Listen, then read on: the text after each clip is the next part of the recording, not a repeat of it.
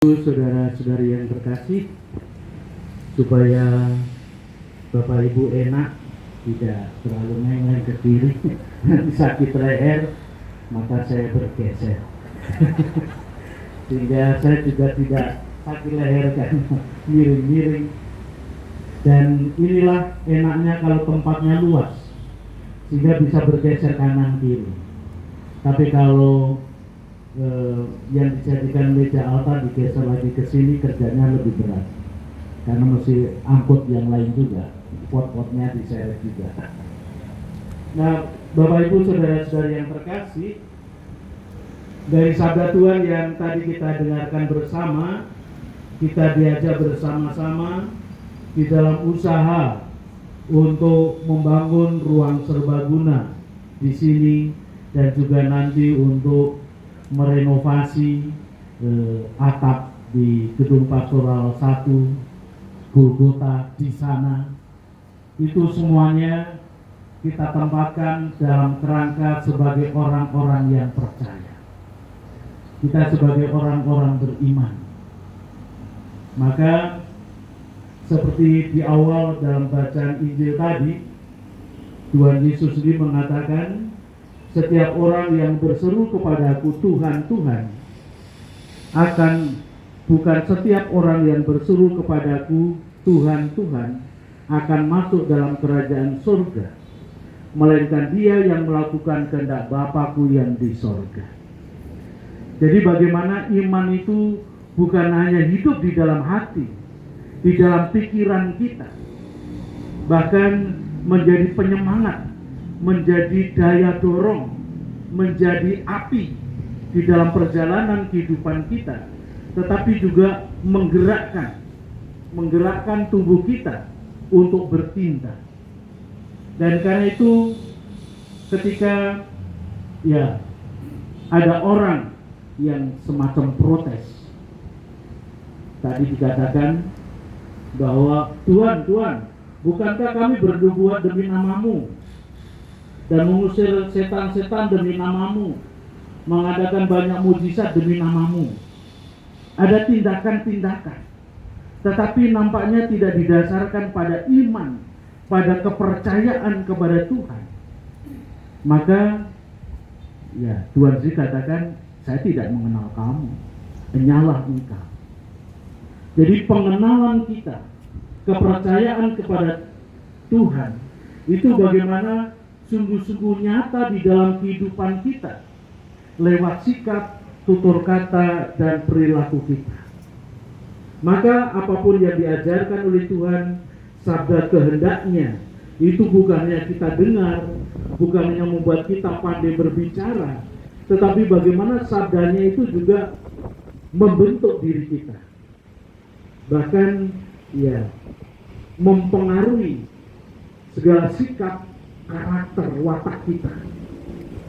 Dengan demikian maka kita bisa katakan bahwa sabda Tuhan itu mendarah daging di dalam diri kita masing-masing.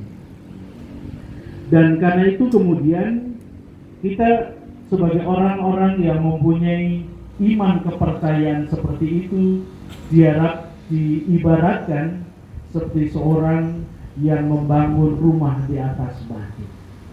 Sehingga ketika datang banjir dan lain sebagainya, dia tetap kokoh berdiri karena dibangun di atas pondasi yang kuat. Nah, begitu pula kehidupan kita. Kehidupan kita kalau kita bangun atas dasar pondasi yang kuat, yaitu sabda Tuhan sendiri, iman kepercayaan itu kepada Tuhan, maka kita juga akan menjadi orang-orang yang kuat, menjadi orang-orang yang militan, yang tidak mudah terombang-ambingkan oleh situasi, oleh keadaan, oleh tantangan-tantangan, godaan-godaan, bahkan oleh pengalaman-pengalaman yang pahit pun, pengalaman-pengalaman yang membuat orang menderita. Orang tetap komit bahwa aku sebagai seorang yang percaya kepada Tuhan, tetap mau berserah diri pada penyelenggaraan Tuhan, dan juga mau hidup seperti yang Tuhan ajarkan. Maka gedung yang kita akan bangun, ruangan serbaguna ini, nah ini sudah dibangun di atas bangunan yang sudah ada. jadi pengembangan, dan selama ini gedung ini aman-aman saja, dan sejak dibangun diresmikan tahun 2016 sepertinya sudah enggak kebanjiran lagi, karena air juga takut ini sudah tinggi, ngapain aku datang ke sana, mungkin gitu ya. Tapi ya puji Tuhan, tentu kita tidak ingin banjir, karena kalau banjir ya kita susah, seperti yang baru-baru di Muara Baru, Muara Angke kebanjiran, beberapa saudara-saudari kita mengalami kesusahan di sana. Tapi bagi selama ada di sini, saya juga 3 tahun lebih berada di sini, merasanya juga ya enak, nyaman. Ketika bus lewat, tronton lewat, saya juga tidak merasa digoyang-goyang. Itu berarti memang kuat bangunan ini, di atas fondasi yang kuat.